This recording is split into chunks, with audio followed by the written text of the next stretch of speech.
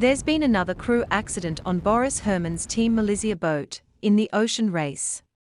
Nico Lunven, their navigator, went on deck on night 1, and as the boat luffed, the headsail sheets whipped him in the face, leaving him like he'd been 15 rounds with Mike Tyson. Happily for Nico, he was back on the job, after the medical experienced Malizia crew attended to his wounds. Ouais. J'ai l'impression d'avoir perdu un match de boxe, mais ça va. T'as déjà fait ta boxe? J'ai commencé il y a une demi-heure. J'ai pas l'impression que ce soit que j'ai une grande carrière. Ouais.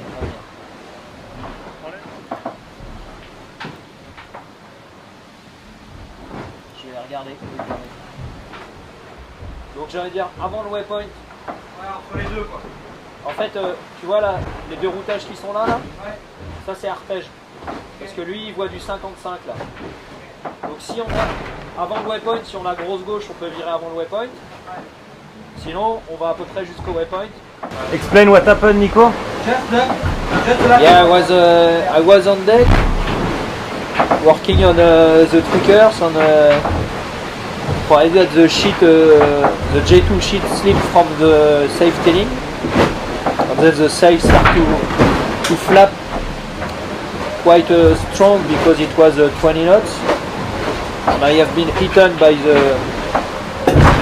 by the sheet or maybe the carabiner, I don't know, because it was night, so it was dark, so I didn't see. So I feel a bit like a box player who has lost his match.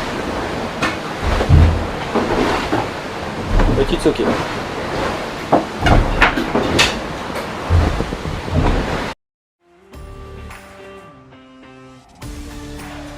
This is your Sailing Weekly Global Highlights show, The World on Water, for April 28, 2023. This week the US sailing scene comes to life with many of our reports. Firstly, the New York Yacht Club's America Magic, their AC-40, joined the huge AC-40 Capsize Club. Once again the Recon video team was not on the spot to capture the event. Okay, today we have Andrew Campbell, sailor with Team American Magic. Looks like we had a bit of everything out there today. What can you tell us about it? Yeah, it felt like 2 different days out there today, honestly. Like the sun's out now, it's faded, but it's still really nice northeasterly we have here. It's still kind of that cool spring weather every once in a while that keeps hanging around. And but the beginning of the day was blustery and gusty, and yeah, it was all on for a minute there. So we made the most of a long day, but I think it definitely felt like 2 different days. Yeah. You guys had an interesting start to the day. Can you walk us through that? Yeah, I mean, these boats are not very stable in that displacement mode, so it's not quite the fastest capsize that we've had in this program. I think we've done some quicker after the spike off, but it's one of them. You know, I think we spiked off, took off, and spun the boat into the breeze, and basically immediately capsized into windward. So just shows you kind of how sensitive these things really are and how hard they kick when you get it wrong. So yeah, we've had some Monday morning blues there to splash us in the face and wake us up. Yeah, you didn't get to stay dry very long today, did you? No, it's a good day for the dry suits. So the last 2 sailing days you've been at the helm. What can you tell us about it? Yeah, no, it's been fun driving the boat. It's been really good. You know, for me to be able to do some of the autopilot flight control that this system allows us to do, and to see and understand how the boat reacts using that system, it's really valuable for us, and it's been really valuable for the other guys to have another, set of hands on the wheel to learn about how to communicate and how to deal with all the changes and new prompts and new ideas that a new driver comes with. So that's all really good and healthy for us, I think, and it definitely opens up opportunities for us once we get 2 boats in the water. Copy that. So how did it compare with what expectations you had and time in the simulator? Yeah, I mean, it's for sure a lighter, more nimble platform than the big boat, and so we essentially knew what to expect from this last couple weeks of sailing, but Anytime you get your hands on the wheel with a new piece of equipment like that, it's going to react differently than maybe you'd expect it to, and that first spike off the hoist it did, yeah. Copy that. We noticed some changes on the boat. What can you tell us about the new headrest looking things and the changes to the starboard foil arm? Yeah, so we had some mods going on to help us with some of our displays and with our head support on the middle of the boat. That's all just kind of experimenting as we move forward and understand how sitting in small cockpits like this works, and how this cockpit especially is just so kind of cramped and narrow, and trying to understand how to protect ourselves and keep the displays in a place where we can see them still, because they're tucked away in that one design format. And we did make a mod to the starboard foil. It's probably pretty obvious to most people, and that's all part of our foil development process. It's just learning how it goes when it goes on, learning how it goes when it goes off, and it's slowly ticking all the boxes here for our foil designers. Okay, awesome. Thank you very much. Sure, thanks guys. The group of international match racing sailors were absolutely swamped by local super captain Chris Poole and his crew. Hosted by the Long Beach Yacht Club, Poole sailed the full series without losing one match. A super demonstration of power match racing in this year's Congressional Cup. Race day 1 of Charleston Race Week got off to a rousing start, with ideal conditions delivering an action-packed opening day.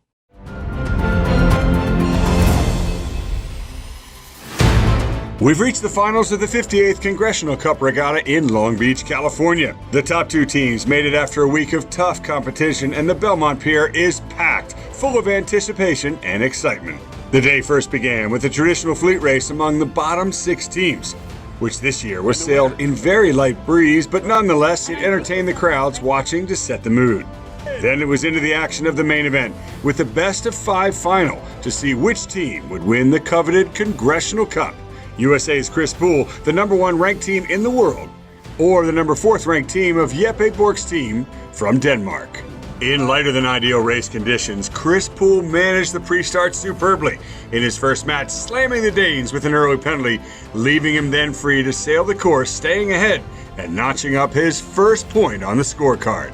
In match 2, it was Poole on the receiving end of a penalty in the pre-start from the young Danish team, but in short order, they soon saw the stern of Poole's boat as they headed upwind. Around the course, there was nothing Borch could do to rein in Poole, as they still had a penalty to shed before the finish to win.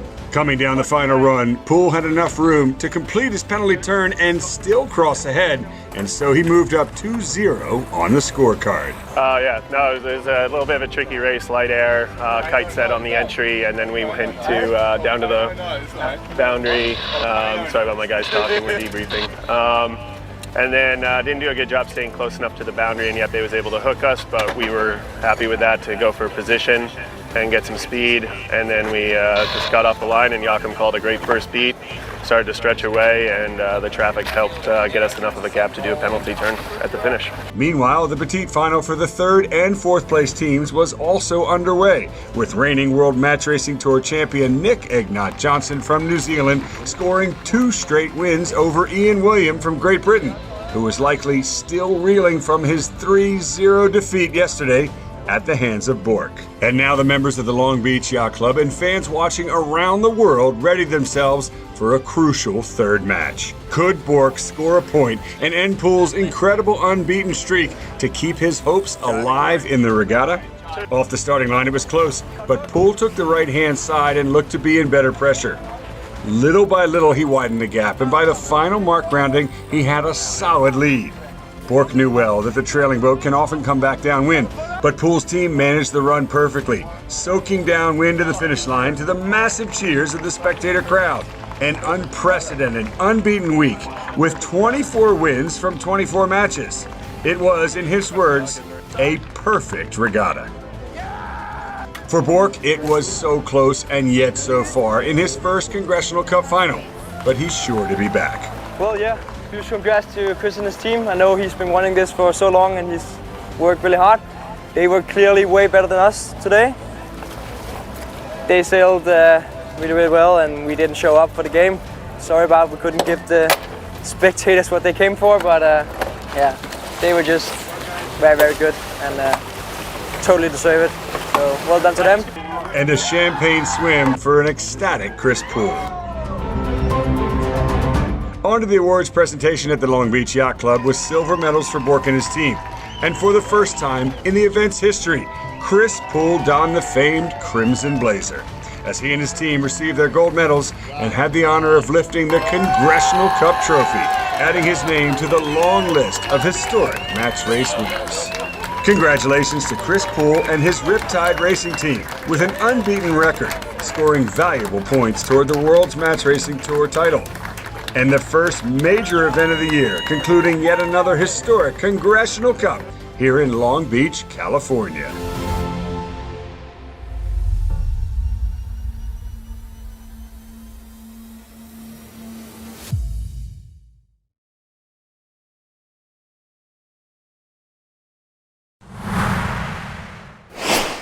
Southeasterly winds ranging from 6 to 11 knots enabled organizers to complete 4 races for all of the inshore courses. Meanwhile, Offshore Race Committee Chairman Bruce Bingman and Ray Redness were able to give all the pursuit classes relatively long races. Welcome to day 1 at Charleston Race Week. My name is Taryn Teague. I'm the event PRO here at Charleston, International Race Officer from Annapolis. And I'm really looking forward to a great 3 days of racing. This year we are at the USS Yorktown as our event venue site. So day 1 of Charleston Race Week 23, it totally exceeded expectations. The air was a little bit on the lighter side, but it was 7 to 9 knots. I think all the circles are going to get in 4 races today, and that's a great way to go into the rest of Charleston Race Week over the next 2 days.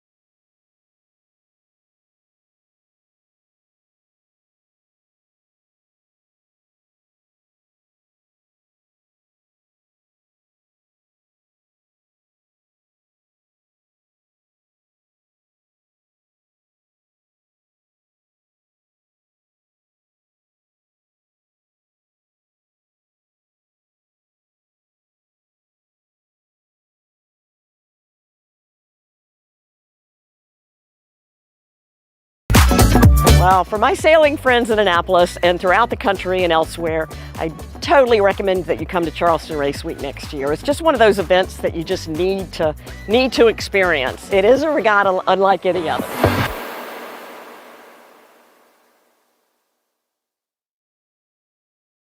If you are enjoying this week's show, please subscribe, share and like. John Somers skippered Veracity to overall victory in the AON 2023 Etchells World Championships. Will Ryan trimmed the jib, and Becky Anderson worked the bow, as the New York entry posted a low score of 50 points, 10 better than runner-up Steve Benjamin and the Tons of Steel team.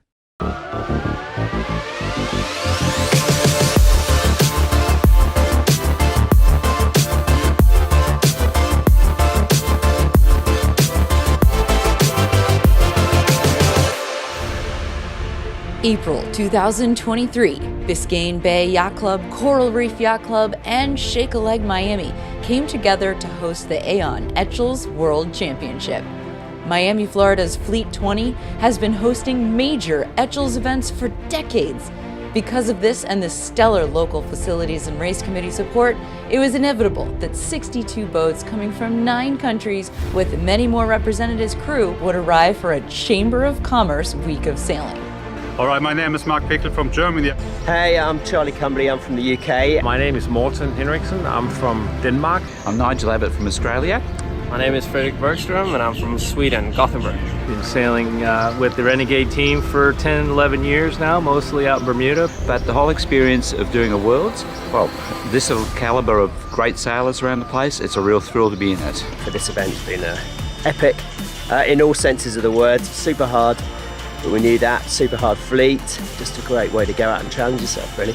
If you do a tiny mistake, you get hit immediately. And it's just, sometimes you come around the weather mark and you're deep and you look around you and say, oh, somebody else in this league is also pretty deep, you know? So it's fun and it's just as hard as it gets. The leader never extends absurd amount and everyone is super close. We have to have those long courses. All the boats going the same speed, so it makes decision making even harder. There's a lot of sharing between all the boats. You get a lot to learn out of it. And I do think that that's what World Championships are about, when you expose yourself to that highly tactical and technical, and then even just a straight out guesswork when you need it. That's just something pretty exciting about it. Doing that on Etchells is it's a lot of work. It's a lot. You've got a lot going on up there, but it's great that I have good teammates supporting me, because as much as I have to do, it's really the back of the boat that kind of makes my life a little bit easier. And it's really great to learn as a sailor, and off the water, I think we have a really great time too. We're really good teammates, and it's a lot of fun being around all these really awesome, talented people. The Etchells class looks to be the class for the future. Okay? So if you guys are interested in keyboard sailing on the highest level, get into the Etchells class. It was impossible to narrow down the contenders to a few favorites. There was a different boat rounding the first top mark every race, and a different top 3 practically every finish line. Leeward gates were department stores on Black Friday, and even after almost 10 nautical miles of racing, the battle for the bullet sometimes came down to inches. On land, the host yacht clubs hosted parties on the lawn, poolside, at the Aon trailer, or in the hangar, always with same-day video coverage and photos from the day and Bacardi rum flowing. Going into the final day of competition, several boats were in contention for the crown, the top 2 being Stephen Benjamin's Tons of Steel in first and John Sommy's Veracity in second place. Light air, potentially only one race before curfew. What happened? A match race to remember. Veracity knew all they had to do was ensure that Tons of Steel finished worse than their drop at the time, which was a 31st. After 3 legs out of 4, the duo was sitting in about 28th and 29th place. Veracity needed a few more boats to pass them, and Tons of Steel needed to escape. Tensions mounted until both boats actually coasted into a foul. Penalty flags, hands, and words were flying. Other teams tried to take advantage by gaining back points, but the spreads were just a little too much to make it up in one race. When the street lights turned on, RC made everyone go back home without quite knowing who the champion was. A protest hearing determined that Tons of Steel was in the wrong and was disqualified from the race, which meant no change to the overall standings after 9 races. John Sommy and crew hoisted the Founders Trophy along with Top Crew, Top Master, and several race win trophies. You know, with this, a program like this, as any Etchells sailor can appreciate, this is a huge team effort, and David and his crew on the race committee set a dynamic race course for us. And so the reality is that we had dreams, I had dreams about this, and dreams didn't come true. And here I am, I'm so grateful. I respect every sailor in this fleet, and that's the privilege of being able to stand up here right now. So thank you all. Thank you everyone. The top Corinthian team was David Huck's Encore. And the Bill Munster Sportsmanship Trophy went to Commodore Jeff Neems, aka Nemo, for his ongoing dedication to the class behind the scenes and on the racecourse. Congratulations to all of the competitors. For T2B TV, this is Ashley Love.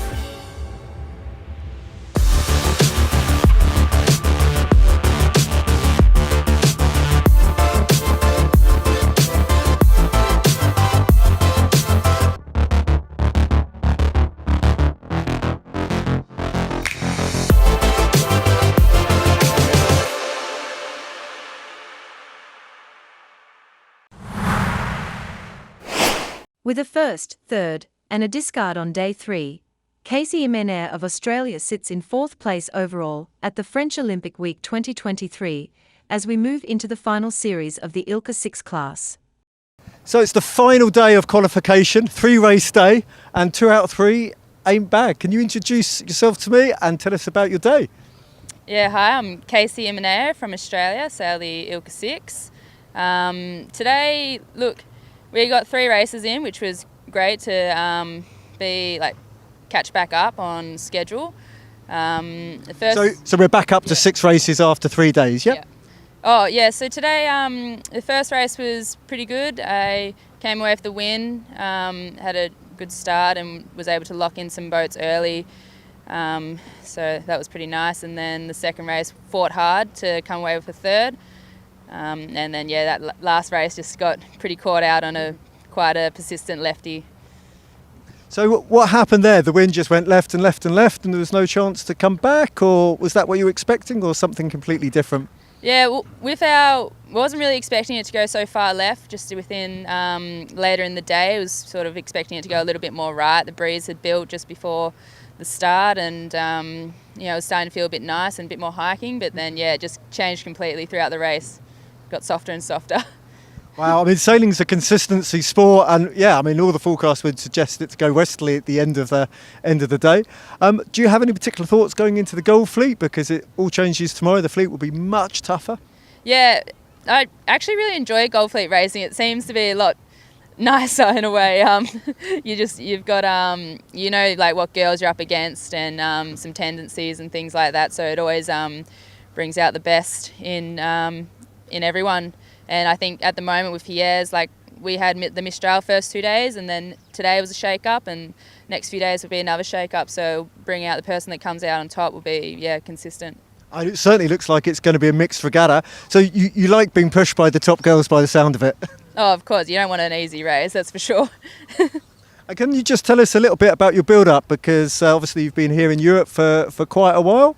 Yeah, so the Aussie girls, we've been in Europe since, we came for the Europeans in Andorra. So we've been away for quite a few weeks now. We had Palma, and then this will be our final one, and we'll head home and then start to come back over for Marseille and The Hague. So can you just tell us what's Marseille and what's The Hague, because they're both very important regattas? Yep, so Marseille will have some training and racing, and obviously we've got the test event as well, and then we'll start a lead into The Hague, the Worlds, so that'd be good. And I hate to say this because people never answer me, but what do you think your strengths and weaknesses are at the moment? It's hard for me not to think this way as a coach. Well, before I used to, I think I do like hiking and getting a bit of a swing on. You're in the right class then. Example was yesterday, just how windy it was. You'd hike so hard and like the speed was just nothing, and you'd see all these 49ers just absolutely holding on and just sending it around the race course. We have really good close racing, and we were very lucky that we were able to race in conditions other classes couldn't. Yeah, it's sometimes a bit of a nice feeling when you come in and you've braved the conditions and everyone's still on shore, a little bit uneasy and on like AP and stuff, and like with the laser you always kind of you always guaranteed a bit of racing, so that's good. And these are the conditions, the Mistral conditions that is famous for. I mean, it means you've earned your dinner. Yeah, definitely. There was definitely quite a few crepes happening in the lead up. I'm pleased to hear it. And the other question I quite often ask, and people find hard to answer, who do you think's showing good form at the moment? Because we're getting to the tail end of the Olympic campaign. Yeah, I think at the moment, like the top 10, top 15 actually all have a lot of potential. We've obviously seen some like standout results with Marriott at the moment, but I think anyone in the top 15 definitely has an opportunity to win overall. Absolutely. Well, I'm looking forward to lots more days racing. Thank you very much for your time. No worries. Bye.